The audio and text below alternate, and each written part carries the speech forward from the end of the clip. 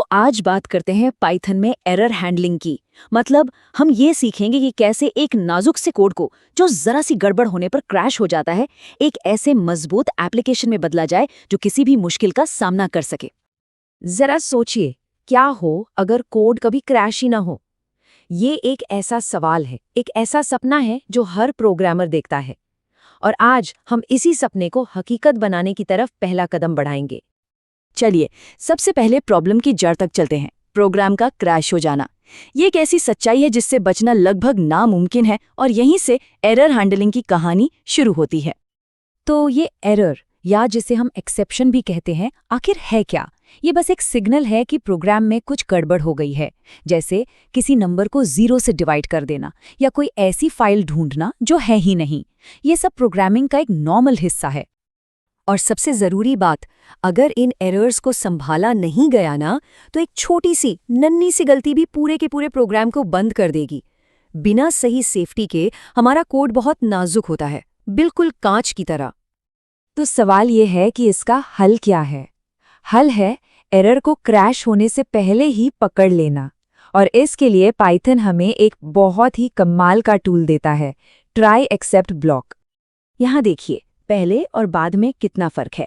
एक तरफ वो कोड है जो 0 से डिवाइड करने की कोशिश करता है और बूम, प्रोग्राम क्रैश। लेकिन दूसरी तरफ जब वही कोड ट्राई एक्सेप्ट ब्लॉक के अंदर है तो प्रोग्राम क्रैश नहीं होता, बल्कि एक मैसेज दिखाता है। इसको लिखने का तरीका बहुत ही सीधा साधा है।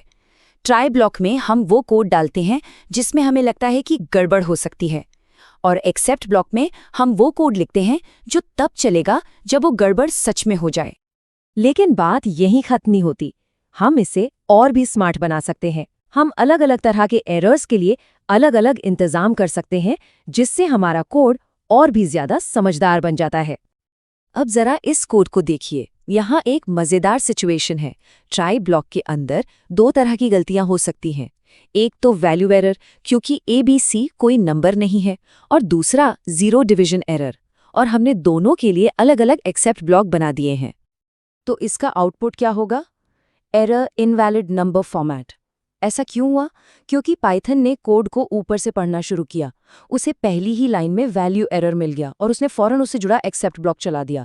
प्रोग्राम वहीं रुक गया, लेकिन सबसे जरूरी बात, क्रैश नहीं हुआ। चलिए, अब कंट्रोल के अगले लेवल पर चलते हैं। मिलते हैं फाइनली ब्लॉक से, जो हमारे कोड की क्लीनअप क्रू की तरह काम करता है। लेकिन सोचिए, क्या हो अगर कोई काम ऐसा हो जिसे हर हाल में पूरा करना ही करना है, चाहे एरर आए या ना आए, जैसे किसी खुली हुई फाइल को बंद करना। और बस यहीं पर एंट्री होती है फाइनली ब्लॉक की।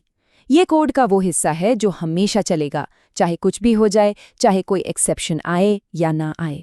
इसका एक ही काम है, सफाई करना और ये पक्का करना कि जरूरी काम हमेशा हो। इसका सबसे आम इस्तेमाल होता है फाइलों के साथ। इस कोड में हम एक फाइल खोलने की कोशिश कर रहे हैं। अगर फाइल नहीं मिली तो फाइल नॉट फाउंड एरर आएगा। लेकिन फाइनली ब्लॉक ये पक्का करेगा कि प्रोग्राम बंद होने का मैसेज हर हाल में प्रिंट हो। और नतीजा बिल्कुल वैसा ही है जैसा हमने सोचा था। भले ही फाइल नॉट फाउंड एरर आ गया, फाइनली ब्लॉक फिर भी चला, जैसा कि उसका वादा था। अब तक हम सिर्फ एरर्स पर रिएक्ट कर रहे थे। अब वक्त है कंट्रोल अपने हाथ में लेने का। रेज स्टेटमेंट से हम खुद के एरर बना सकते हैं और अपने नियम लागू कर सकते हैं। सीधे शब्दों में कहें तो रेज स्टेटमेंट का इस्तेमाल जानबूझकर एक एक्सेप्शन खड़ा करने के लिए होता है। ये एक प्रोग्रामर को ये ताकत देता है कि वो तय करे कि उसके प्रोग्राम में क्या चीज एक एरर मानी जाएगी। जरा इस लाइन को देखिए, raise value error, age must be 18 और अबव टू वोट। कितना साफ और सीधा मैसेज है। ये खुद बताता है कि गड़बड़ क्या हुई है, जिससे कोड को समझना और ठीक करना बहुत आसान हो जाता है।